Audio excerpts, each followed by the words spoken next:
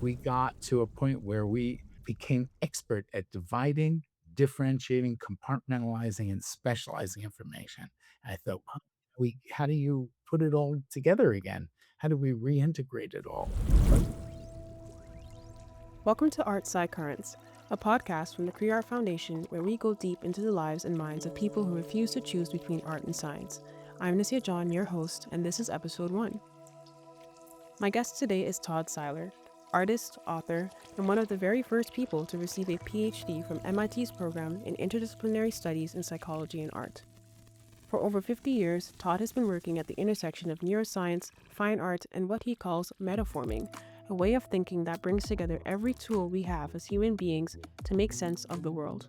His work has been exhibited internationally, and his programs have been used with everyone from kindergartners to Fortune 500 companies across cultures and languages. Todd isn't interested in art science as a niche. He sees it as a return, a reintegration of something we've always known but somehow divided, and he's been quietly proving that for half a century. We have Todd Siler here. I am so happy to have the chance to talk to you. I feel like this is such an important conversation for what we're doing at the Career Art Foundation and how Art-Sci was developing over the years. We talked in our first conversation about taking a step back to look at how art science even developed in the first place and where it's coming from. And I really seen that you've done so much work over the last 51 years now, just incredible things between your research and between the way that you approach learning and teaching. Can you tell us like how this started and where you even got this art sci passion from? I would say I always love the biological sciences, the medical sciences, the physical sciences, but everything grew out of my art work, out of fine arts, and I have to always make that point is that that was the substrate, that was everything. Everything grew out of making art. The art seemed to connect everything and everyone in ways that I know science does too when it engages the arts. And this was something that was part of my journey since maybe 12, maybe 15, around there, where I was just always intrigued by how intimately connected these two domains of knowledge, these two fields of knowledge and practices are in so many ways. That how their complementarity is so necessary to actually build human knowledge, grow it in the way that we see it growing today. So it started early on with questions about nature and reality and life and how can we understand ourselves and the world better by using the sum of our tools, that we've gotten from the arts and certainly in the last 500 years from the sciences. And I was intrigued by how we could use those tools to understand and create a world that would be better for all and work in a way that would enable us to thrive as human beings and in a civil society. That to me was very intriguing. And in college, I didn't have an interdisciplinary forum or ability to put these art and science pieces together. It's something I just had to do independently. There wasn't interdisciplinary or anything that relates to integrative studies, where you're actually trying to combine different fields. And so for me, the opportunity to make that happen was when I had gotten this Thomas J. Watson Fellowship when I was at Bowdoin. It was a national fellowship and to study, to do my fine arts and do my art history, the things I absolutely was passionate about, and to experiment with my integrating the sciences too as well in Paris. So I had a year of independent work to put these interests, passions together. And I remember I spent a lot of time looking at the museums, especially the one of my favorite, the Louvre. It has collections from every culture imaginable. And I spent a lot of time in the Renaissance collection too, and the ancient Egyptian collection. I just was so intrigued with these works. And I remember having this kind of epiphany of finally seeing, wait a minute, they were integrating many fields like polymaths, fluidly 500 years ago. And we got to a point where we became expert at dividing, differentiating, compartmentalizing, and specializing information. And I thought, wow, how do you put it all together again? How do we reintegrate it all?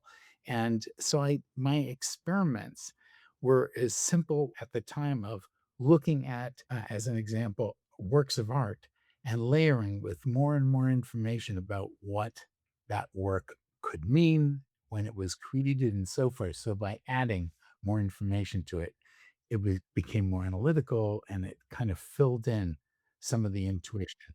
And I did to the science work, I would subtract information. When you would see the diagrams of things, I would subtract more and more and just get to some of the pure visual forms of what were communicated and expressed. And it kind of the art became a science and the science became an art in a curious way to this, 19, 22-year-old at the time. And that really intrigued me. So when I had this idea of, well, why separate these disciplines and how could I actually see and study when we have intuitions as artists or as scientists, how similarly that happens, that epiphany happens in us. And how could I show that? How could I show it from the inside out? If you were to study it and actually see it, not by the words alone, by the physiological responses. Like that you talk about your experience in Paris and what that's like. It's such a different way of seeing the world when you're pulling from art and science. I think especially in that time, you're in a museum, you're in different places, and you're looking at how art was created in the past from Renaissance artists and different period artists who are literally using nature as inspiration and going forward with that. But then you're also in the current world at the time where that wasn't something that was customary, like, that wasn't something that people thought about. Did you have clashes with that where your way of thinking about the world didn't fit in with the current way of thinking at the time? Yeah, very much so. And that's such a great question because we tend to understand things by how we define them. And if you're defining art a certain way that's exclusive to, say, the way a scientist might work, you're only seeing the way we represent that knowledge as scientists, the way there's a protocol, there's a way of following the scientific method and describing things a certain way that someone who isn't a scientist would say, oh, well, I don't know that. I don't do that. And the artists have their own free form, freewheeling way also of expressing, communicating, conveying things, pointing at things. I always say that art, it looks at everything and absorbs everything, and science kind of explains it away. Art can question everything, and science can, respond to those questions too. But they're so interchangeable often that that is what is interesting now from that time of looking how their languages we express and represent things very, very differently, in many respects. But by the same token, now we can see the connections and make those connections very fluidly between them. I called that process and I called things, I refer to them as metaphorms, not simply a metaphor, but literally imagine putting all forms and functions of what metaphor, analogy, signs, symbols, numbers, everything. If you could put all of those connection making tools that have evolved actually over millennia and put them together and be able to use them in a very fluid way. I called that metaphorming. It was like, just imagine as scientists, artists, mathematicians, homemakers, we are metaphorming all the time as lifelong learners and explorers and creators and inventors and innovators. We're metaphormers, and that to me that was the big idea. It was one of those eurekas or epiphanies, and when I was working at it, and then seeing it because I love art deeply and I love science deeply, to see it manifested in so many ways and across so many fields. It just intuitively felt right, but I wanted to understand it. I wanted to see it at a deeper level. Quick question. Have you ever felt like the only person in the room who cares about the logic and the creativity, the experiment and the exhibition, the data set and the performance? Well, you're not alone, you just haven't found your people yet. The CREMAP Directory of Innovators and Art Scientists is the CreArt Foundation's global directory of multidisciplinary minds, a searchable, growing community of practitioners who live exactly at that intersection. Create your free profile, get discovered, and find collaborators who actually speak your interdisciplinary language. To learn more, head to creart.ca/cremap, that's creart.ca/CREMAP, and join the network. One of the first papers that I put out as a keynote and addressed the National Art Education Association in Houston. It was really the first time I could introduce these concepts to art teachers from K through 12 that were present and have them absolutely resonate with this approach to integrating the arts and sciences and building it into their curriculum. And it was right, if you recall, is at the time when STEAM and other things was actually, we're talking April 1995. So there was that earlier incubation period where they were testing and showing how, in fact, the arts were absolutely critical for advancing science, technology, engineering, math, and so forth. That keynote was about that, and it just set everything in motion for the company that I had started with my older brother and friends, and moved from MIT to Denver. That's where we got funded to build our art science program for realizing human potential. I wonder what that experience was like for people who were listening to the keynote, because it must have been something so new, so revolutionary. Oftentimes, when I meet people who are just encountering the foundation for the first time, people don't understand what art science could even mean. Like, they see the words together, the art plus the science, but it's not really, like, they don't really have the ability to conceptualize like what that looks like practically. And we talked about something earlier about suspension of disbelief and being able to really put your mind somewhere else so that you can think about this in a different way. Did you feel like the people that you were speaking to had to go through that similar process of what does this even mean? What does this look like? Absolutely. I take you back to Galileo, yeah, who had expressed in the 1600s, said you can't teach people anything. You have to help them discover it in themselves. To the degree you can make it an experience where they go, oh, I see how it connects to what I do. So part of the venture that I did and taking off, as you'll see, the different presentations that moved from simply conceptually telling and people and providing examples of art science kinds of productions and explorations and ventures. There's a whole litany you can point to. They didn't call it art science at the time, but what they were doing, if it was art and technology, art experiments, art and technology in the mid 60s and early 70s, there were movements. And I was fortunate enough to get to really experiment with my ideas and develop them at the Center for Advanced Visual Studies at MIT. And even to apply there, it was interesting the portfolio I used, you'll see examples in the work, where I was talking about nuclear art and neuro art and combinations of all these things. Before I submitted my portfolio to MIT, I said, I'm going to submit it to what was a premier gallerist at the time, right around the corner from the Whitney Museum, Ronald Feldman Fine Arts. And that portfolio, where I proposed different ways of integrating art and science and technology, that portfolio was my launch pad to the art world at the time. And so making that portfolio in 76, 77, and then applying in 78.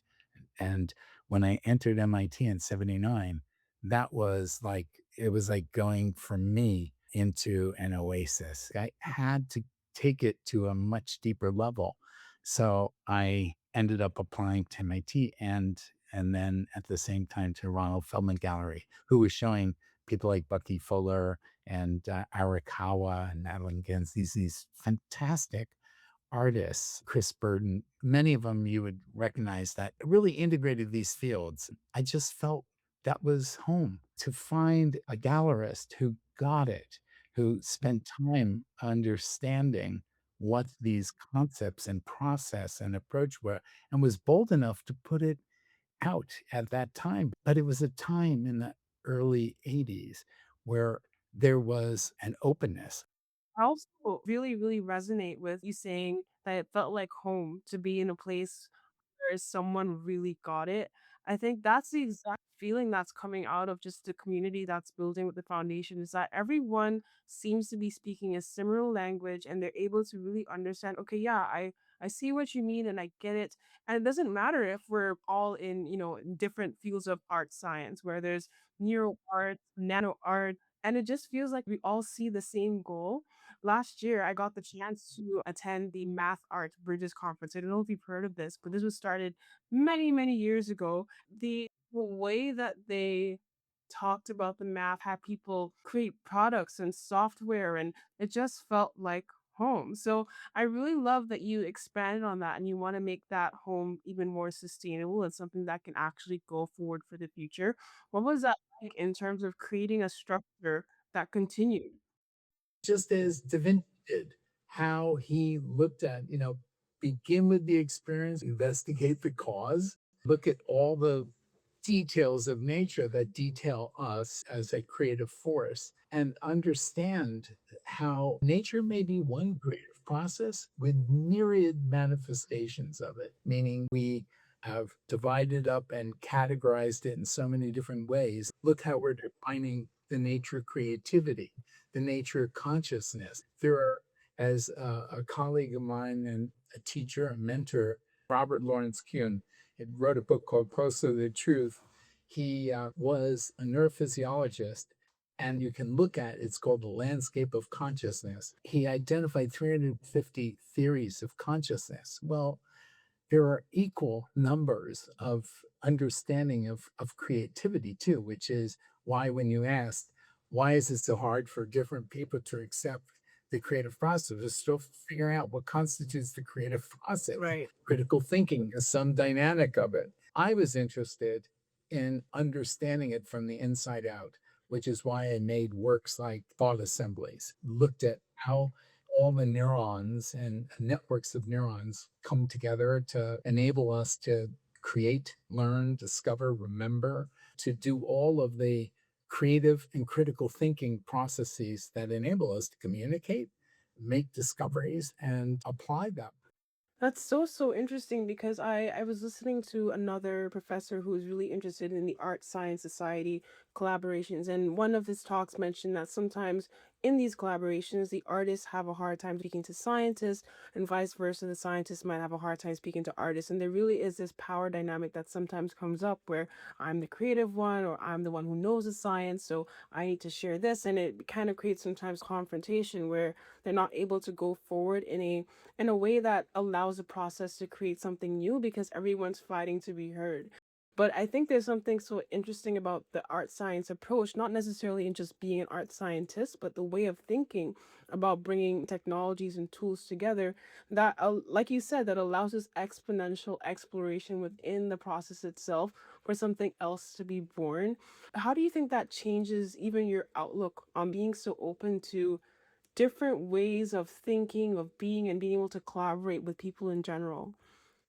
That's another beautiful question and important question because, when people are able to see beyond what they learned, to really know to discover what you don't know, when they see that although they may be a specialist in a field, if they can explain or show or describe what they do in their work, their creative process, how they do what they do in their work.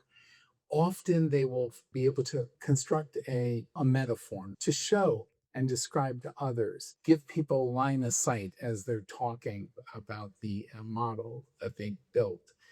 When they're able to connect with someone who absolutely came from a totally different perspective, field, belief system, whatever, what happens is they naturally deepen and broaden the communication. They naturally are able to connect where And I had this happen actually in Singapore. We had a group of people who were engaged in doing an art science, workshop, metaphorming workshop. I think it was called the Think Like a Genius workshop.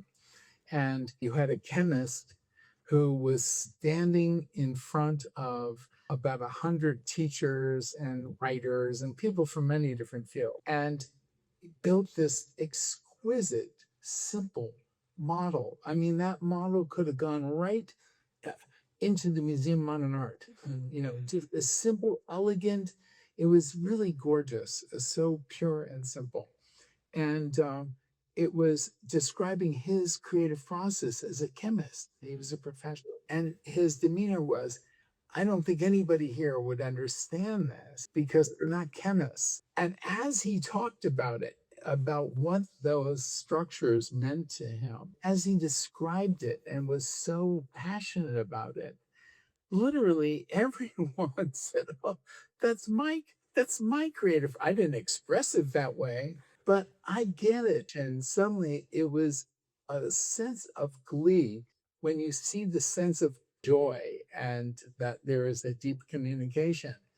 That is so powerful because often we need someone from a completely different field to see what you would assume was not relevant to another individual because they didn't study it, they didn't understand it, whatever misconceptions that they have. So to me, it was a way like a global common language to get people to express, embody, envision something, and then begin to build together what had to get built. And I did this with, inventions that we ended up patenting and all kinds of things that required greater and greater expertise, contributing more and more, but doing it in a way that is confluent.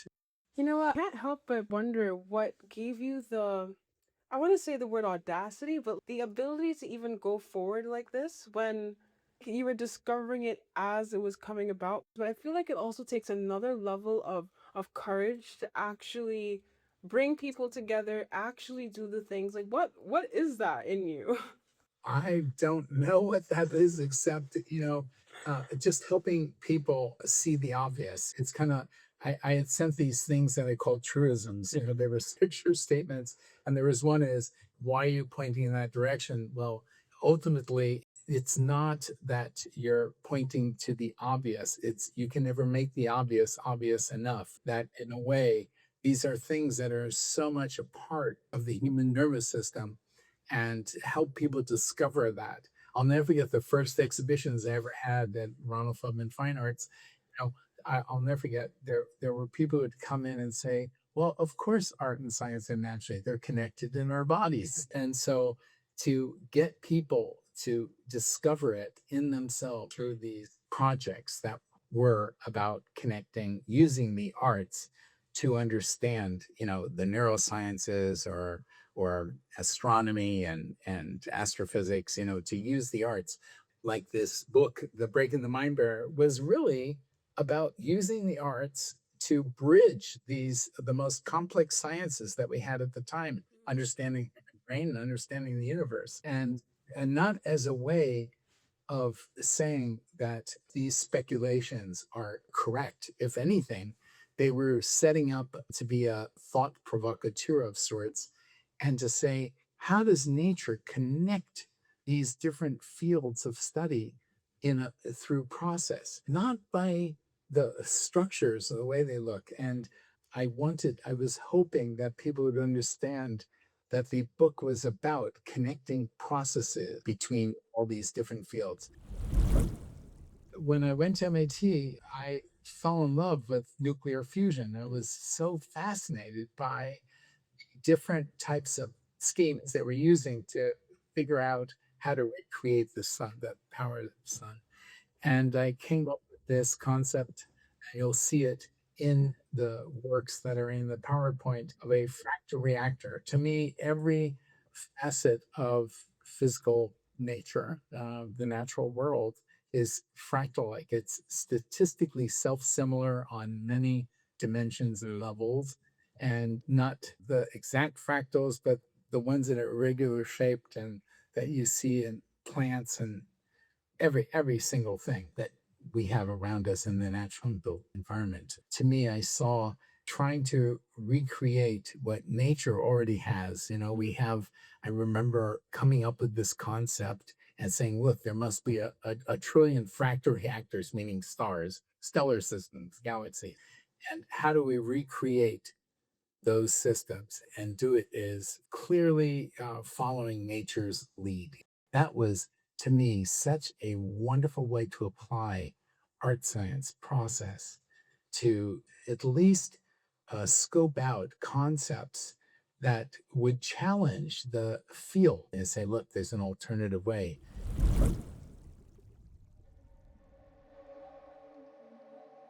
Interdisciplinary ideas are exciting to imagine, but surprisingly hard to build.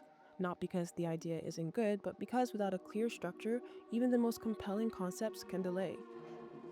The ArtScience in Motion framework is a digital workbook with that structure. 5 guided modules will take you from a scattered idea to a defined, testable proof of concept. Our easy to follow worksheets will help you name what you're doing, understand why it matters, and give you a roadmap for all that comes next. Download your copy at creart.ca/store.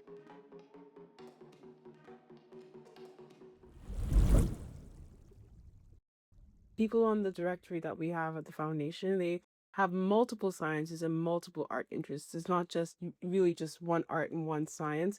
And so these little pieces are really connecting to bring something brand new out of that. Everyone really does have something to say based on their experience, based on the way that they're seeing the world. How do you think children take this? Because I know that you also work a lot with students. What is that like for them? Yes. Because I'm sure it's so different. Interestingly, when you are able to have them at the earliest level start using this kind of process, literally, we were fortunate to have support to build out this early on, this art science program with their support because they saw how it was integral to their curriculum development at the time. All of that effort and STEAM at the time. Before now, if you noticed, it's gone back to STEM. The interesting thing is it can work. We had and used it from a 5-year-old to 105, frankly. It's transgenerational, it's multicultural in every way. And, we used it in communities where people did not even speak, English, and they still got it. They still understood. So there was something quite universal and so beautiful that it can touch people, reach people across many fields and backgrounds, and it's beautiful. Yeah, this is something that I'm really loving about the chance that I have to even talk to people who are in art and science because it has been something that's so global, that's so welcoming. There's so many different experiences and backgrounds. Some of the discussions that we have, people who are showing up from our community are in undergrad, and then there are people who are like mature researchers and professors, and we're all just That's in right. the same room or in the same virtual room, just talking about the same thing. We just really are able to get each other and think about this in a very personal way because of the experiences Yes. that we're coming from and the ways that we want to see the field grow. And I think you Yeah. talked about being an optimist for the future in terms of what lies ahead for the world of art science because so many things happening in the world. There's, AI, there's war. What do you see for the future of art science? How can it continue to evolve into something where people can really stand on this way of thinking and a way of being that can carry the world's problems forward? AI is getting to a point now where nobody can be excused from not thinking like a genius. And the interesting thing is that when people have this ability, these tools, I think it's going to make people more creative and more willing to pose a question and figure out how to build something, make something, where before they wouldn't approach a challenge like that. But we do have to take care that all that information that's being collected and gathered, I do have some cautionary notes, much like Gregory Hinton, Demi Hassabos, and some other people who are progenitors of that technology. I want to remain optimistic, hopeful, and optimistic that these tools can be used by anybody to help them grow their lives, to help them change jobs, to help them understand in a practical way how they can apply intuitively how they think and create, and be augmented, have them aided by those technologies. But I am very optimistic that these tools will be democratized, that we can understand it's a process, it's something that we can all tap into and use. Because I do believe this that genius is everywhere, every day, everyone, every way imaginable. And we have to help people see that and discover that for themselves. Beautifully said, beautifully said. I love hearing that balance because it really is everything in moderation. Like, anything can be taken too far. I think it's about learning where that balance is and that we still allow ourselves to put our own experiences, our own ideas, our own creativity, our own way of thinking into the things that we produce and create. Is there anything that you want to say as final words? I sent you this manifesto that Barbara Bernstein and myself and Adam Bauman and Kenneth Snelson, these people have inspired me so much. We put together something that I think points to how people can dive in, what principles and process and openness that they can dive in and challenge themselves to be curious. If people are not curious or don't wonder at all, certainly with imagination, it doesn't go anywhere. Things won't change. But I think that enough has been written and there are enough resources and enough programs out there where people are experimenting that openness. Without that open mindedness, nothing goes in. So, to the degree that you can help people understand these are tools that connect us, that don't divide us, that enable whole new communities of learning to unfold, that is absolutely core to this advancement. Once again, you'll see why I'm trying to Bring it all together. metaphor what Yeah, we're all everyone doing. just Yeah, metaphor. yeah. It's just, we're using the sum of our connection making tools to transform all knowledge, data, information, wisdom, our events, experiences, everything in a way that's personally meaningful and useful and purposeful for each of us. And that's key because you suddenly realize that creativity itself can be any unconditioned response to familiar and unfamiliar signs, symbols, information.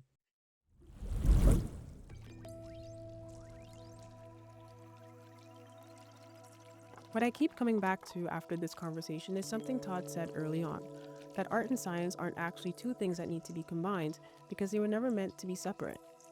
What we're discussing is reintegration, and that reintegration isn't just for researchers or artists or people with PhDs. Todd has seen it in a 5-year-old building a model, he's seen it in a chemist in Singapore, he's seen it in people who don't even speak the same language. The openness is the thing. That's what unlocks it, and once it opens, it turns out genius was there all along. Thank you to Todd Siler for this conversation. Links to his work and publications are in the show notes, and if this episode resonated with you, share it with someone who's been sitting at that same intersection, maybe not yet knowing there's a community waiting for them. We've reached the end of this episode of Art-Sci Currents Season 2. If today's conversation sparked something in you, whether that's a question, a collaboration, or a new way of seeing your own path, know that's exactly what we're here to do. Art scientists may come from different disciplines, but we share a language of curiosity, creativity, and connection. This episode was proudly produced by the Queer Art Foundation for Art Science Innovation. I'm your host and founder, Nisia John, and this podcast could not be complete without the volunteer support of Broom Bettler, our lead project assistant, audio editing by Andrea Gutierrez, and video content formatting by Nomina Ramanari. If you enjoyed this discussion, share with someone you know. You can find more opportunities to get involved with art science at www.creart.ca. That's www.crearte.ca. Until next time, stay curious, stay interdisciplinary, and let's keep the art science current in motion.